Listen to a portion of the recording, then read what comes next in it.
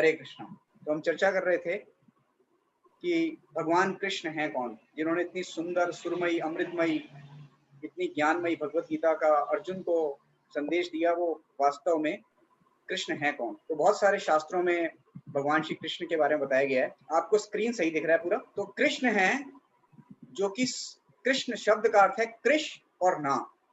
कृष मतलब सर्व आकर्षक, all attractive, कृष। और ना मतलब रिजर्वायर ऑफ प्लेजर, मतलब कि आनंद के समुद्र, आनंद के पूरे आगार। तो ये कृष और ना, इससे कृष्णा शब्द बनता है। कृष्ण मतलब ऑल अट्रैक्टिव, जो सभी को आकर्षक लगते हैं। उनके अंदर इतने सारे गुण हैं, 64 क्वालिटीज हैं, जिसकी वजह से वो सबके लिए आकर्षक हैं। और रिजर्वायर ऑफ प्लेजर, कृष और ना शब्द से बनता है कृष्णा। तो कृष्ण अपना एक एक्सपेंशन करते हैं रासलीला में। 10,000 बिलियंस गोपीज के साथ भगवान श्री कृष्ण इंडिविजुअली, एक एक गोपी के साथ व्यक्तिगत रूप से रासलीला में नृत्य कर रहे थे। कोई छोटा मोटा नंबर नहीं, 10,000 बिलियंस, राइट। और द्वारिका में 16,108 रानियां थी भगवान श्री कृष्ण की, और हर रानी के लिए इंडिविजुअल एक पैलेस था, और हर रानी के साथ वो इंडिविजुअल ही रह रहे थे। जब नारद जी, श्रीमद् भागवतम में कथा आती है, जब नारद जी ने एक पैलेस में जाके देखा तो देखा भगवान श्री कृष्ण यहाँ पर बच्चों के साथ कुछ अपने कार्य कर रहे हैं। दूसरे में गए तो देखा वहां पर वो अपने किसी पूजा में लगे हुए हैं। तीसरे महल में गए तो देखा वहां पे वो रुक्मणी के साथ में है। तो Krishna was present in all 16,100 palaces with Rukmini. So that was one form of Krishna's expansion. और एक और एक्सपेंशन उनका आता है वसुदेव और देव के रूप में, उनके पुत्र के रूप में, वो मथुरा नरेश के रूप में अपीयर होते हैं। तो कृष्ण से पहला एक्सपेंशन होता है बलराम जी का। तो शास्त्र बताते हैं कि कृष्ण और बलराम में बहुत अधिक अंतर नहीं है, सिर्फ कलर का डिफरेंस है। Balram is fair complexion and Krishna is dark complexion. तो यहां से भगवान अपना विस्तार करते हैं, और भगवान का पहला विस्तार होता है वासुदेव, जिसको हम राम भी बोलते हैं, आगे राम से समझेंगे। और फिर सेकंड, जो फर्स्ट क्वाड्रपल एक्सपेंशन है, पहले चतुर्व्यूह से भगवान एक्सपेंशन करते हैं, उससे आते हैं वासुदेव। और फिर आते हैं संकर्षण, जिनको हम लक्ष्मण भी आगे जाके समझेंगे। और फिर आते हैं प्रद्युम्न, जो कि है एक्चुअली में भरत। और फिर आते हैं अनिरुद्ध, जो कि है शत्रुघ्न। तो भगवान श्री कृष्ण से आए बलराम, बलराम जी से आए वासुदेव, संकर्षण, प्रद्युम्न और अनिरुद्ध। अब यहाँ से फिर एक और एक्सपेंशन होता है। संकर्षण से आते हैं नारायण, नारायण नारायण। आपने कई सारी मूवी में सुना होगा, नारद जी बोलते रहते हैं नारायण नारायण। तो ये नारायण कौन है? लक्ष्मी नारायण। वैकुंठ धाम में जब वो लक्ष्मी जी के साथ निवास करते हैं तो उनको बोलते हैं नारायण। और यहाँ से फिर एक और एक्सपेंशन होता है। वो क्या एक्सपेंशन होता है? एक और वासुदेव आते हैं, जो कि आत्म तत्व, मतलब हमारे जो आत्मा है उसके अधिष्ठाता देव हैं। और फिर एक संकर्षण आते हैं, ईगो, मतलब कि प्योर ईगो, शुद्ध अहंकार। और फिर एक प्रद्युम्न आते हैं, जो हमारे मन के अधिष्ठाता देव हैं। जो हमारा मन है, इसके भी अधिष्ठाता देव होते हैं, जो है प्रद्युम्न। और फिर एक और अनिरुद्ध आते हैं, जो इंटेलिजेंस के अधिष्ठाता देव है, प्रिजाइडिंग डीटी ऑफ इंटेलिजेंस। यहां से फिर एक और एक्सपेंशन होता है संकर्षण से, वो आते हैं महाविष्णु। अभी जो महाविष्णु हैं, ये एक बार श्वास लेते हैं तो असंख्य कोटि ब्रह्मांड जो हैं वो उत्पन्न हो जाते हैं उनकी एक एक श्वास से। जैसे हम श्वास लेते हैं ना, श्वास ली हमने और फिर हमने श्वास छोड़ दी। तो अभी जो है भगवान श्वास छोड़ रहे हैं। ये जो इतना सारा क्रिएशन है, ये भगवान श्वास छोड़ रहे हैं। तो शास्त्रों में वर्णन आता है कि भगवान किस प्रकार से क्षीर सागर में जाके लेट जाते हैं और उनके पसीने से पूरा का पूरा क्षीर सागर भर जाता है। वो कैसे शेषनाग शैया पे लेटते हैं और फिर वो ब्रीद आउट करते हैं, और ब्रीद आउट करते हैं तो असंख्य कोटि ब्रह्मांड जो है वो क्रिएट हो जाते हैं। तो ये महाविष्णु ये कार्य करते हैं। और फिर क्या होता है, अब जब इतने सारे ब्रह्मांड क्रिएट हो गए तो उनको मैनेज करने के लिए भी कोई चाहिए ना, उसको कोई कंट्रोल करने के लिए चाहिए, राइट। अगर आप एक कोई एंटिटी बनाते हैं, कोई ऑर्गेनाइजेशन बनाते हैं, तो उस ऑर्गेनाइजेशन को कंट्रोल करने के लिए कोई चाहिए। कोई ऑफिस खोलेंगे तो ऑफिस में मैनेजिंग डायरेक्टर चाहिए। तो हर एक ब्रह्मांड में महाविष्णु प्रवेश करते हैं गर्भोदकशाही विष्णु के रूप में। हर एक प्लेनेट के अंदर, हर एक प्लेनेट के अंदर महाविष्णु गर्भोदकशाही विष्णु के रूप में प्रवेश करते हैं। और फिर उस प्लेनेट के अंदर असंख्य जीवात्माएं हैं, 84 लाख योनियां हैं, एक एक कितने सारी जीवात्माएं हैं। तो जो बोलते हैं ना कि भगवान तो कण कण में है जी, कण कण में। तो गर्भोदक शाही विष्णु एक एक जीवात्मा के अंदर, एक एक पार्टिकल्स के अंदर क्षीरोदक शाही विष्णु के रूप में प्रवेश करते हैं। इसको बोला जाता है कण कण में भगवान। तो जो हमारे अंदर परमात्मा के रूप में भगवान होते हैं, वो ये क्षीरोदक शाही विष्णु का को प्रतिनिधित्व करते हैं। और यहाँ से फिर अब जो सारे हम विस्तारों की बात कर रहे हैं, जो सारे एक्सपेंशन की बात कर रहे हैं, ये सारे एक्सपेंशन इस भौतिक जगत में होते हैं। तो भगवान के श्रीमद् भागवतम के फर्स्ट स्कंद के तीसरे अध्याय के 28वें श्लोक में भगवान के 25 लीला अवतारों का वर्णन है। तो पहला कैटेगरी है लीला अवतार। इन 25 लीला अवतारों के बारे में हम अलग से अभी डिटेल में चर्चा करेंगे। और उसके बाद फिर भगवान के दूसरा जो कैटेगराइजेशन है वो है गुणावतार, जिसमें आता है लॉर्ड ब्रह्मा। ब्रह्मा जी हैं जिनके पास क्रिएशन की शक्ति है ना। Lord Brahma is the creator.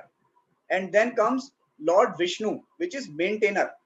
मतलब क्रिएशन का काम है किसी चीज को क्रिएट करना, और मेंटेनर का काम क्या है, उसको मेंटेन करना। और फिर आते हैं लॉर्ड शिवा, जिनका काम है डिस्ट्रक्शन, मतलब उसको उसका विनाश करना। तो जो सबसे डिफिकल्ट काम है वो क्या है, मेंटेनेंस का काम। भगवान विष्णु जो है वो सतोगुण के अधिष्ठाता देव है, मेंटेनेंस का कार्य करते हैं। और जो लॉर्ड शिवा हैं वो तमोगुण यानी कि इग्नोरेंस यानी कि विनाश। तो इसका मतलब ये नहीं है कि शिव जी तमोगुण में हो गए या ब्रह्मा जी रजोगुण में हो गए या भगवान विष्णु जो है वो सतोगुण में हो गए। भगवान विष्णु तो ऑफ कोर्स सतोगुण से भी ऊपर शुद्ध सत्व में है। अर्थ ये है कि ये इन तीन गुणों के अधिष्ठाता हैं, इन तीन गुणों के प्रिजाइडिंग डीटीज, कंट्रोलिंग डीटीज हैं।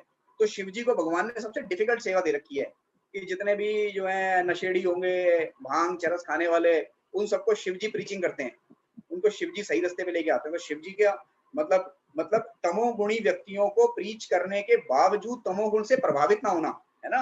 जैसा हम संग करते हैं वैसा प्रभाव आता है ना। तो शिव जी की इतनी एक्सॉल्टेड पोजीशन है, he so pure so pure so pure. ऐसा बताते हैं शास्त्र की वैष्णवा नाम यथा शंभु, मतलब वैष्णवों में सबसे सुप्रीम पोजीशन अगर किसी की है तो वो शिव जी की है। तो शिव जी जो है वो तमोगुण के अधिष्ठाता देव है। इसका मतलब ये नहीं कि वो तमोगुण में है, तमोगुण के अधिष्ठाता देव। और जो ब्रह्मा जी हैं वो रजोगुण के अधिष्ठाता देव हैं, क्रिएशन। और लॉर्ड विष्णु मेंटेनेंस, सतोगुण के अधिष्ठाता देव हैं। फिर एक और भगवान का कैटेगराइजेशन आता है आवेश अवतार।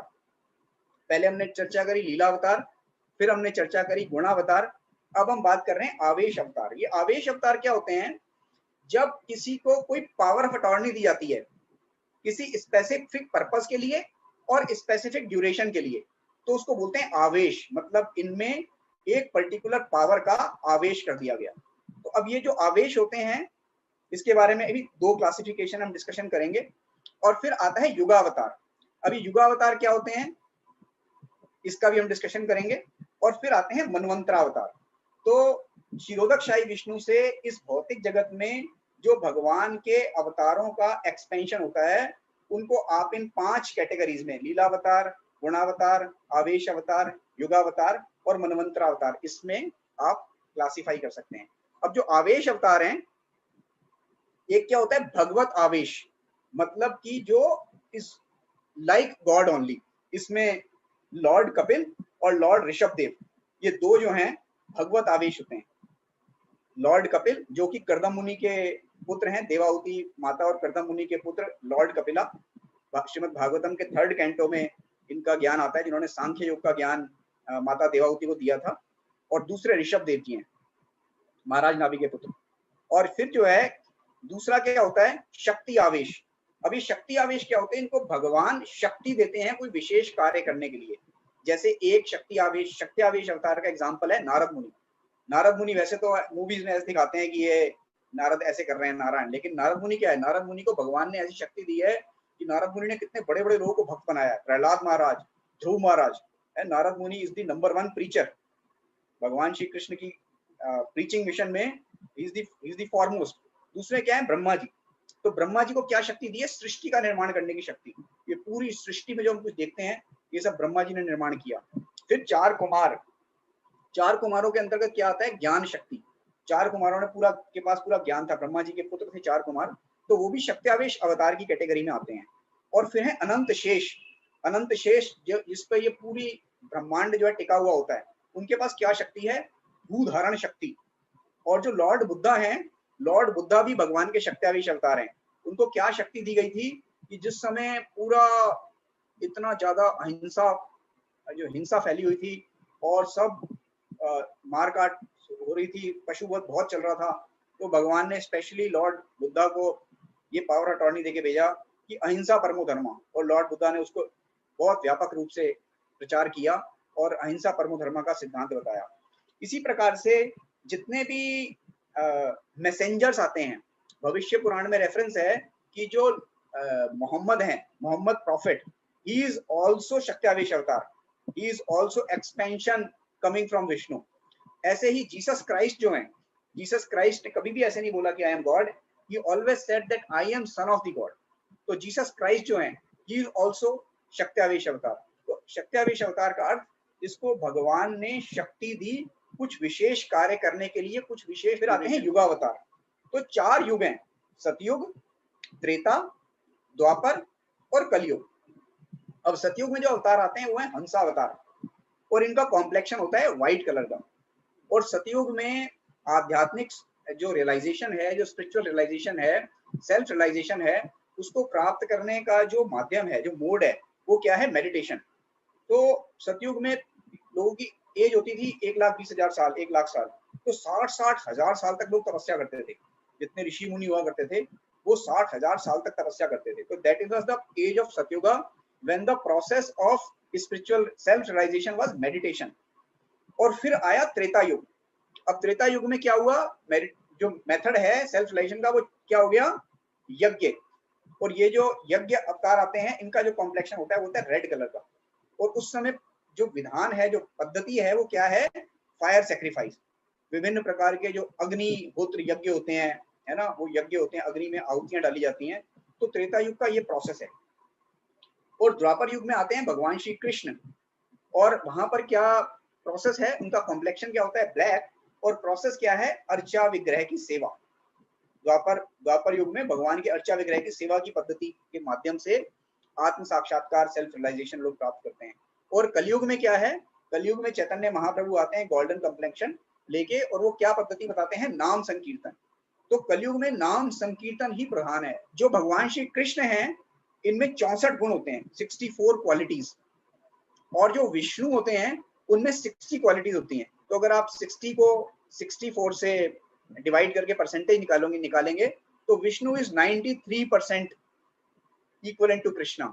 और जो शिवजी होते हैं उनमें 55 गुण होते हैं, 55, सो विच कम्स टू ऑलमोस्ट 85%। और जो ब्रह्मा जी हैं उनमें 50 गुण होते हैं, विच इज 78%।